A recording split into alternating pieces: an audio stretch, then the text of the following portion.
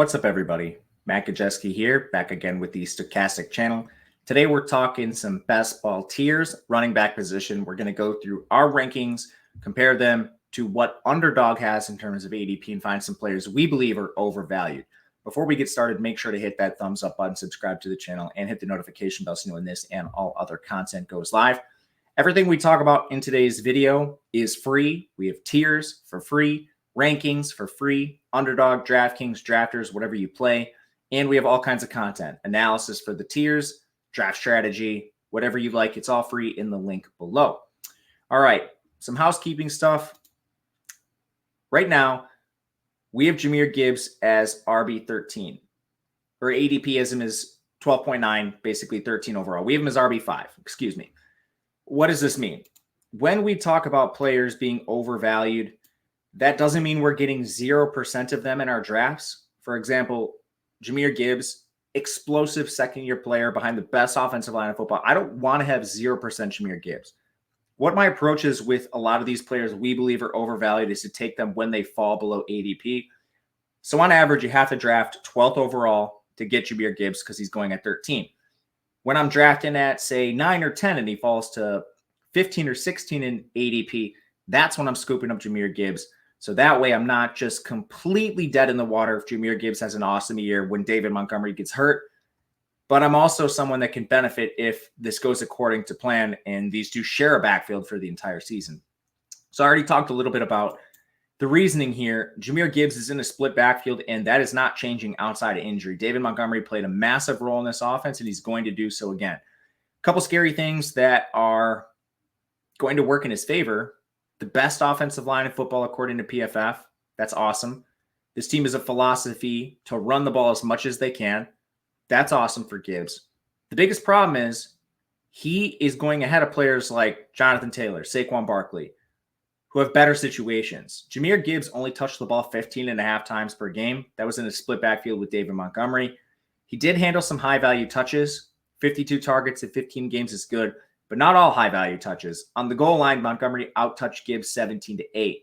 So you don't have as much scoring potential for Jahmyr Gibbs here. You also are working with Jared Goff under center, who's had an awesome 2 seasons, but doesn't have the best history of being an elite passer. And 10.5 win total is good. They exceeded that last year, but the Lions are just as likely to finish under this than ahead of this. So to me, it comes down to preference. Do you prefer drafting Marvin Harrison, Jahmyr Gibbs, and Stephon Diggs, or would you rather have some combination of Marvin Harrison, a Garrett Wilson, and a Travis Etienne? For me, it's the latter. And again, not drafting 0 Gibbs, just coming in underweight to the field. Our second player is going to be Devon Achane as soon as he comes up on the screen. I'll tell you right now, from having to re-film this video, his ADP is 24. We have him as RB7 overall. It's a lot of the same stuff as with Jahmyr Gibbs. You're betting on efficiency if you're drafting him ahead of ADP, and that's not guaranteed. This is a backfield that is split with Raheem Mostert. They drafted Jalen Wright in the 3rd round, and they haven't let go of Jeff Wilson. So there is a chance that maybe we don't even see a full-time workload for Devon Achane, and it's not likely, honestly. So when you look at what happened last year, he was the best running back in the league efficiency-wise. First in yards after contact per attempt on just 12 touches per game. Broke basically like record-breaking efficiency, 7.8 yards per carry.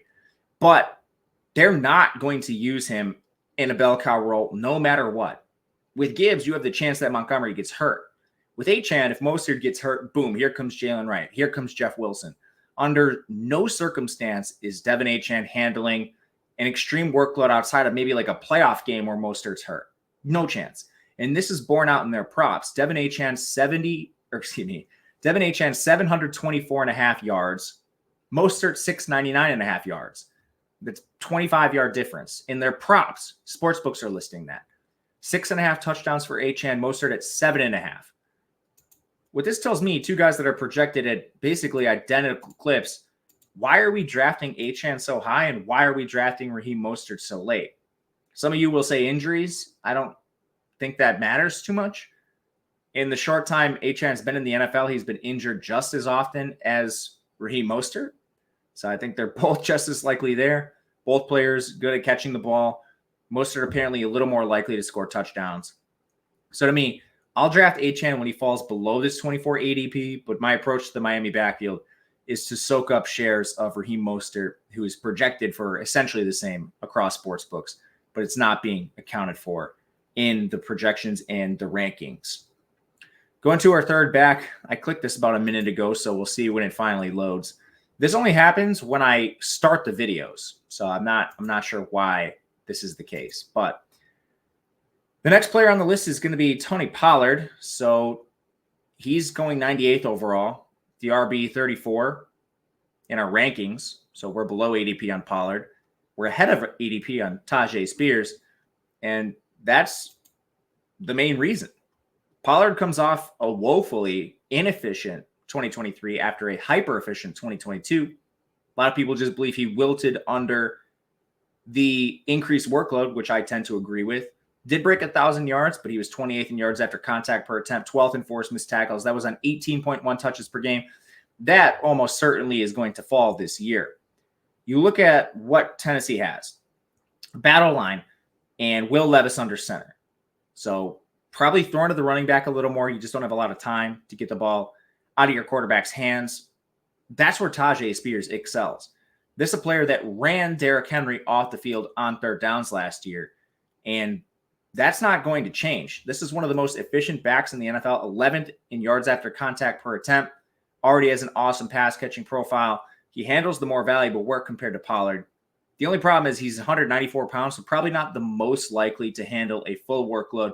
So I don't think this is a situation where Spears ices Pollard or anything like that. It's probably a split backfield, but I do think it's a split backfield in favor of Spears, who handles the more valuable touches compared to what Tony Pollard has shown. And that's considering Tony Pollard catching 55 balls last year. Just horrible inefficiency from Tony Pollard across the board. So we'll take bets on Tyjae Spears as the younger, more spry, more explosive back in this offense compared to what we've seen from Tony Pollard.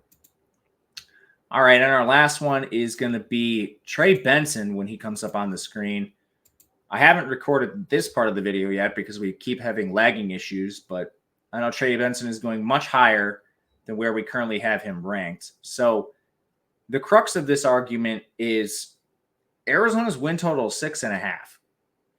Are we really betting on two running backs finishing inside the top 100 from a team that is a bottom 5 team in the NFL according to sportsbooks projections? Yeah, they could finish better than this. Some of you will probably argue with me that they will, but they're just as likely to finish below 6.5 as they are above it.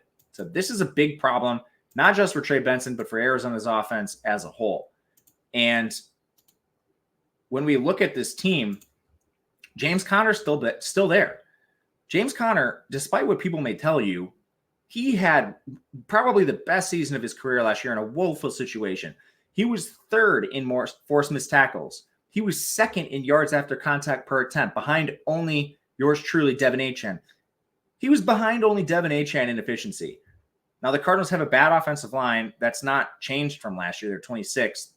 And yeah, Benson comes in, but people are anointing like Trey Benson as the next Saquon Barkley, Ezekiel Elliott. This is a third-round pick, the 66th pick overall, which guarantees him nothing. He never carried more than 156 times in college, and he suffered a severe injury. Now, I will say Benson is explosive. That is something Conner's lacked. But Conner, again, third in forced missed tackles, second in yards after contact per attempt, behind Achane. It's pretty damn explosive. People think Conner's injury prone, but he's actually never failed to play any less than 10 games in the season. That happened once. He's played at least 13 in every other season of his career, and he's still only 29 years old. The guy's not even 30. If he stays healthy, which he's done all through his career, James Conner is not ceding a major workload to Trey Benson. Maybe he'll see change of pace touches, and maybe that helps him play a full season. But this is not a situation where we should be drafting Trey Benson at 108 overall. We have him significantly below ADP at RB34. And again, this is projection-based. You do not see two running backs with a win total of 6.5 finishing both in the top 100. Now, Benson's outside that, but it's pretty damn close. We'll fade Trey Benson this year, take more James Conner. Again, last thing, still taking some Trey Benson. He just needs to be well below ADP, which does happen enough. Thank you guys for watching. Let me know in the comments what you'd like for best ball. we'll be back with some receivers next time. If you'd like to follow on Twitter, I'm at Matt_Gajeski. Until then, we'll see you guys later, and good luck.